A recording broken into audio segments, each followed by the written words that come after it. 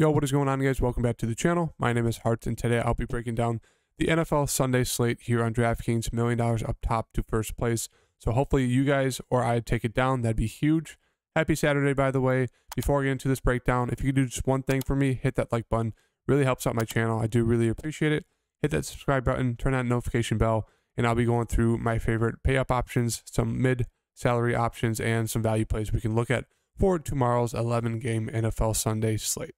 So once again, hit that like button and let's get into the breakdown. I will also be completing the lineup at the end of the video. I'll be just building a stack of one of my favorite plays and then completing the lineup from there. So if you guys like that as well, make sure to drop the like. So starting off with the quarterback situation, we have three really solid pay-up options. Right now, Lamar Jackson is questionable, but it's looking like he should be good to go. So when it comes to the pay-up options for quarterbacks, I mean, it's pretty much the three top tier quarterbacks when it comes to throwing and running the ball. Josh Allen, coming back from the elbow injury, looked, pretty solid against Minnesota, threw it 43 times. So I do think we can expect him to be fine with the elbow. 330 yards, a touchdown, 2 interceptions. No normal Josh Allen stuff. Ran the ball a good amount, going to throw the ball a ton. So he has that upside in both areas. That's why he's priced the highest. I do think Lamar Jackson is going to come in at the lowest owned between him, Allen, and Hurts. And for that reason, I don't mind going to him. Obviously, there is not as high of upside when it comes to throwing the ball. He hasn't hit that 300 mark yards since week 2 against Miami, which was pretty much his best game, 48 and then 43. But otherwise, we know what we're getting from Lamar. Can get you some throwing touchdowns. Pretty solid when it comes to running the ball. Really haven't seen him, scored rushing touchdowns since week 3. So he's been pretty bad. The offense has been pretty bad since week 3. So for that reason, I do think he'll have a decently low ownership amount. So I don't mind paying up for him. Justin Fields is pretty much that, pretty much the same thing as Lamar Jackson right now. Not going to throw for 300 plus yards. Maybe an outlier game he could, but he's still only throwing about 23-ish times a game. Does have that upside though when it comes to the throwing touchdowns. Obviously, he's been fantastic running the ball the past few games, especially the past 2. 178 a touchdown, 147 2 touchdowns. Really don't know if this can continue. Obviously, he's going against a poor Atlanta defense. Sure, he'll be very chalky once again, so it's hard not to get to him. But for that reason, I do think people are going to flock to Allen. People are going to flock to Hurts, and they're going to flock to Fields. So I do think Lamar Jackson should be a lower owned option in that top tier play. But I think all 5 are great. Fields, Hurts, Jackson, and Allen. All 4. Right below that range, I think is my favorite quarterback options of Joe Burrow, Dak Prescott. First, we got Joe Burrow going against a poor Pittsburgh defense who lost Minkah Fitzpatrick because he's out with something. He's just out with something. So he's out for a few games. I think he's on IR. So I think it's an appendix surgery he was out with. So Joe Burrow looks great against this depleted Pittsburgh defense. We've seen what QBs can do against this defense. Joe Burrow's coming off of 2 very poor games against Cleveland and Carolina. 2 teams you would think he'd have success against. He hasn't. So I like a bounce back spot here for Joe Burrow. Obviously, with Jamar Chase, the offense is very up and down. But I like the bounce back spot here against a very poor Pittsburgh defense who's out. I mean, they have J.J. Watt back, but losing that secondary, expect Joe Burrow to be able to shred them apart. So really like Joe Burrow in that stack against Pittsburgh. And for the second stack, I really like, obviously both plays are going to be popular. Same thing, especially Dak. I think he's going to carry most of the ownership heading into this slate for good reason. I've been all of them this whole season so far. Obviously it hasn't paid out or really helped out, besides week 8, but obviously the past few weeks, if you haven't had Justin Fields, it's really screwed you. But once again, really like Dak here, going against a very bad Minnesota defense. He has a huge upside. We haven't seen it yet. He did put up 25 fantasy points against Chicago in week 8. Obviously, the second half, Tony Pollard just ran all over him, so they didn't have to really throw after that. But he has a very solid floor. Last year, they were the highest scoring offense in the league. I think a lot of people forget that. Obviously, they're running the ball a little bit more this year, but still, they are going to throw the ball a ton. Dak is usually very, very solid. Had that one bad game against Green Bay, as you saw, still was able to get you 21 fantasy points. So I really like the price discount for Dak and Joe. Obviously, they don't have the rushing upside as the 4 quarterbacks above them, but I think they have a little bit safer floor when it comes to throwing a ball besides, a guy like Josh Allen. Obviously, he's the cream of the crop. That's why he's priced up the most. And now that game is in a dome versus Cleveland. It's in Detroit. So that should be a fantastic game environment there. So I don't hate going up them, but I really like focusing on Joe Burrow or Dak Prescott. Below that, I mean, you can always take a shot on Kirk Cousins. He actually did decent against that Buffalo defense. They did get a little lucky. Russell Wilson, been terrible, but you could always take a shot there and maybe he figures it out. Same thing with Danny Dimes. Maybe he gets that rushing upside against a bad Detroit defense, a team we do like to target. But I'd rather, obviously take that shot on Saquon Barkley. Derek Carr against Denver, no. Mariota, I mean, he's another one of those quarterbacks rushing upside. He could go out there and get you 24 to 25 fantasy point game against a very bad Bears defense who's let up a ton of points. I don't hate that if you want to play a quarterback with him. I guess you can punt with Stafford, even though he's been pretty brutal this year, especially with Kupp. I think he'll be like 1% owned just because Kupp is pretty much the whole offensive side for them. So if you want to punt there, you could. That's really it.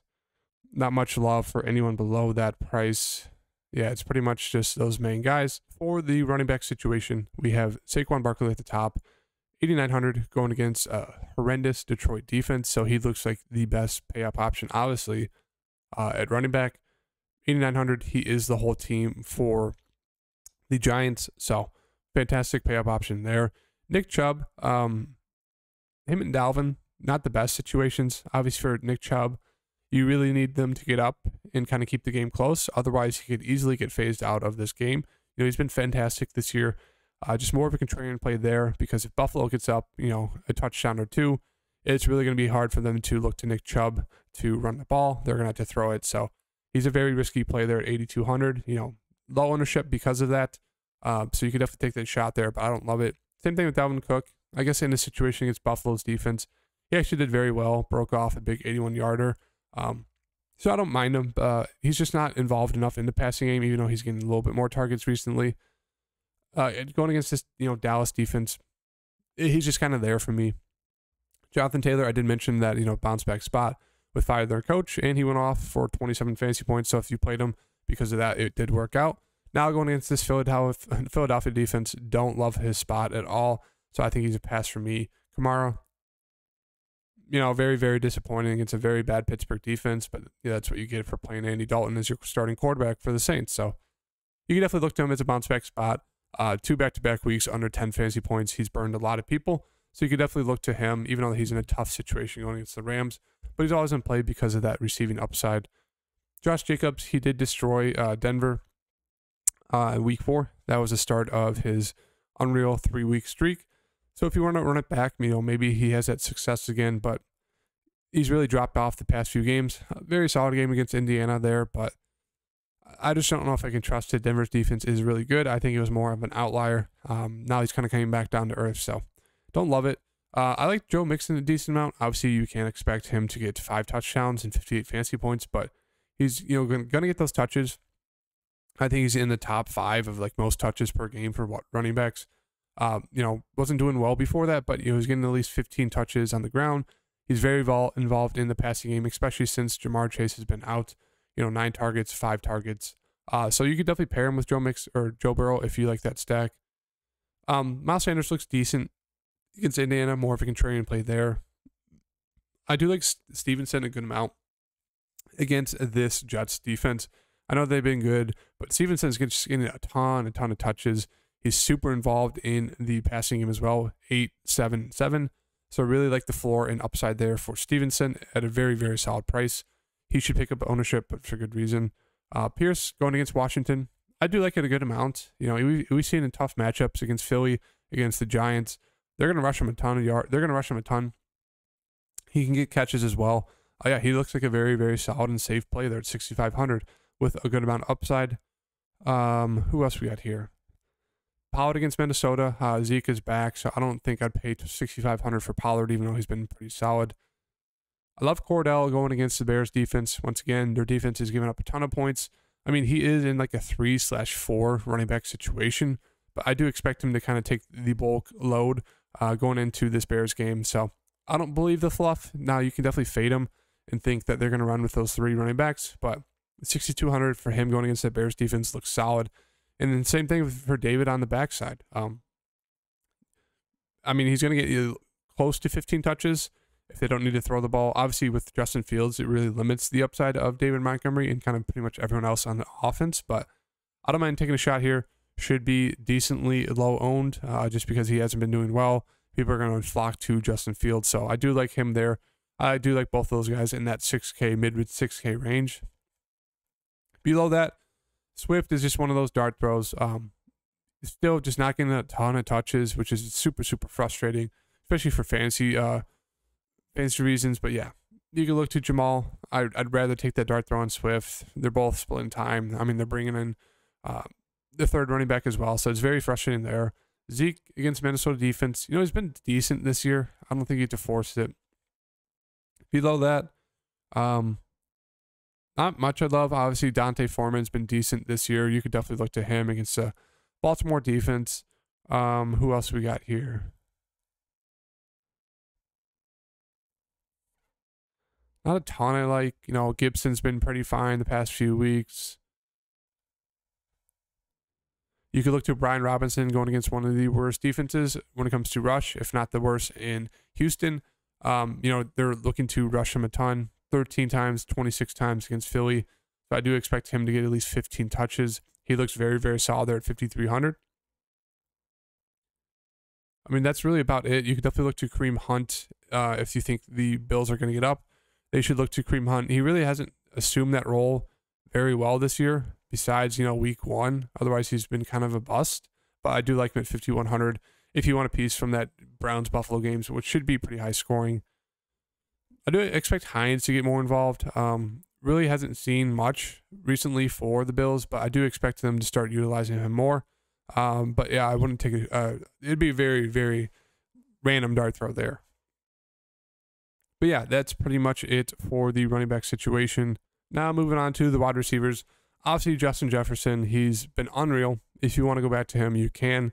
His ownership should be, it's usually high and low at the same time just because, it's hard to get up to him. At the same time, they've been doing fantastic. Cooper Kupp, obviously out. Devontae Adams looks like a very, very solid spend-up play, 8,700. Going against a tough Denver defense, which did, limited him to only 9 catches, 101 yards. Still got you 22 fantasy points, but I do have a little worry of him going against that defense, especially now that they're down a bunch of wide receivers. Diggs looks fantastic. Favorite spend-up play is going to be Diggs against this Cleveland defense. I mean, he's just been unreal with Josh Allen this year. Massive, massive upside. So really, really like Diggs. That's my favorite play there. Don't mind A.J. Brown. He's been solid this year. It's pretty much just Diggs in that top area for me. Below that, CeeDee Lamb looks like a fantastic play. Massive, massive game against Green Bay. Expect more of that to come. St. Brown going against a tough Giants defense. Finally back to that kind of St. Brown we expect. So if you want to go to him, don't love or hate that. I think it's okay. I like giving to T. Higgins. He looks very solid in a Joe Burrow stack. So let's start bringing in the plays. I'm going to start with Joe Burrow as my quarterback. For the running back situation, I like Brian Robinson. And let's just get to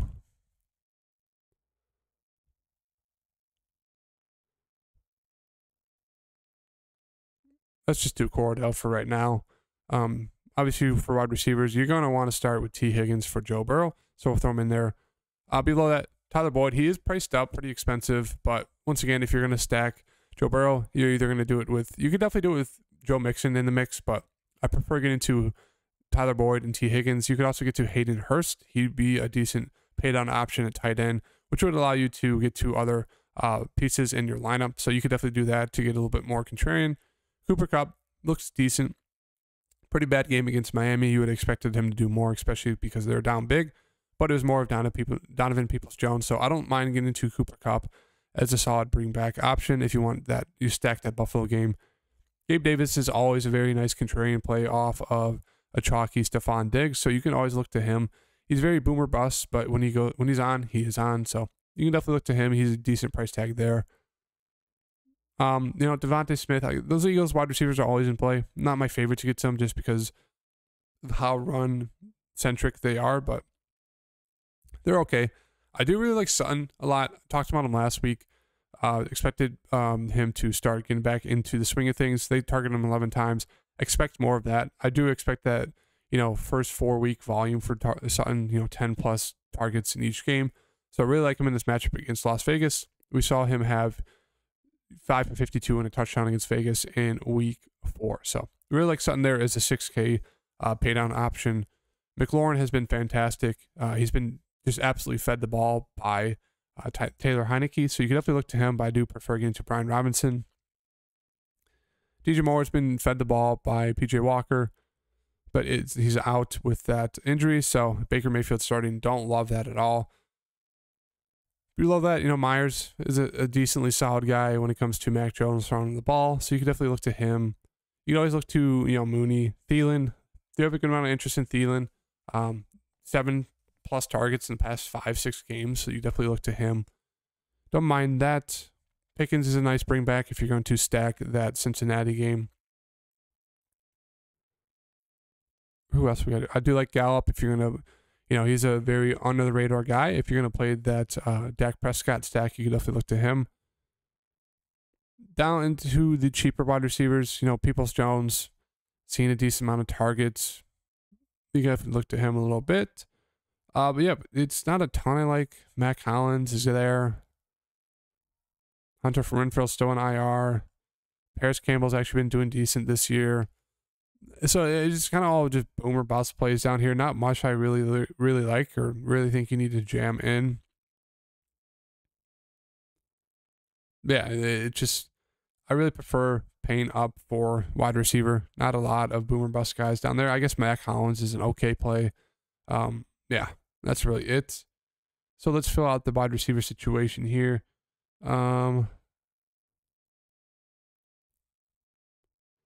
Let's see if we can get Stefan in there. 4,000. I think we're going to have to get a little. Let's move on to the tight end situation. Andrews at the top. I think he's a fantastic play if he's good to go, but he's questionable, so we'll have to keep an eye out on that. If not, likely is a very solid play.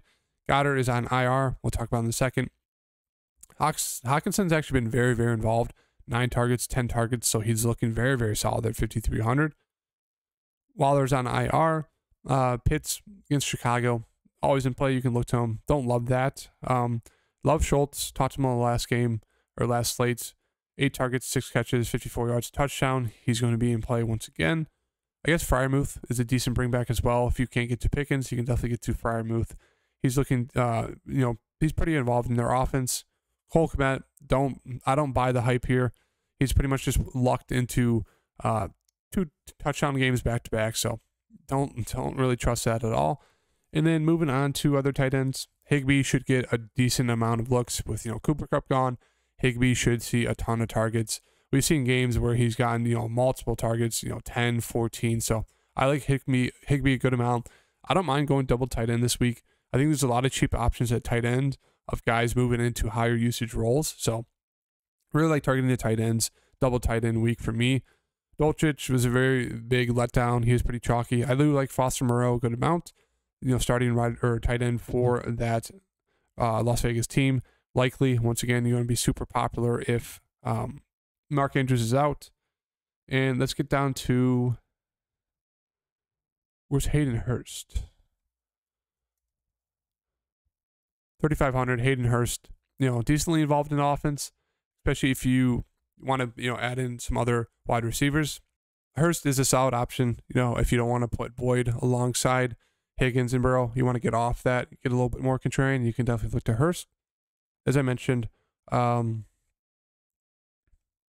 that's really it for the tight end situation. Now, there's other guys you can always punt play with, but it's pretty much just that for me. Really wanted to get to just kind of the main guys. And then for defense, obviously Ravens going against Baker Mayfield, that looks very solid. They look decent. Eagles against Indiana, that looks like a piece of cake. Really like that. Who else we got here? Let's go down here.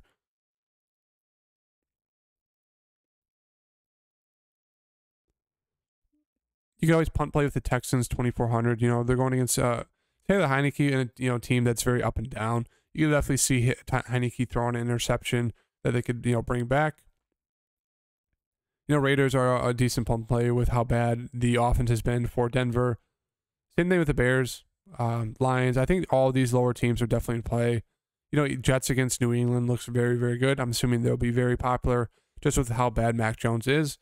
Yeah. So I do think it's a decent week to just pick one of these teams in the 2-ish K range. So let's just go with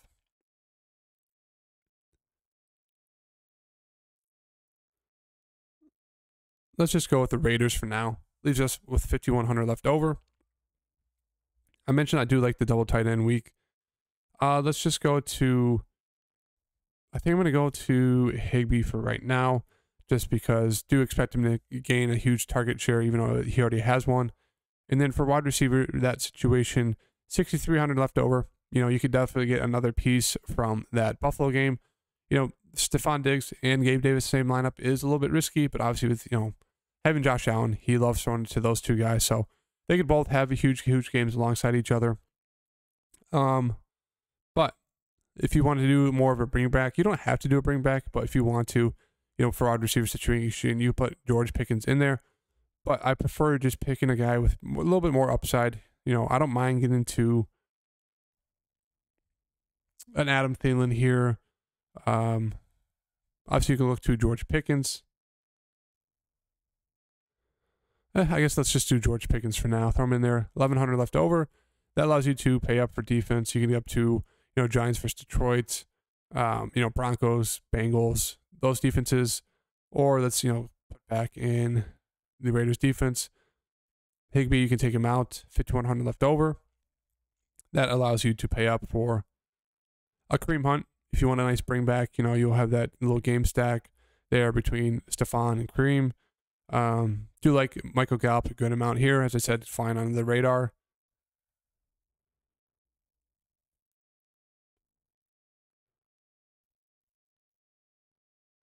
Who else we got here?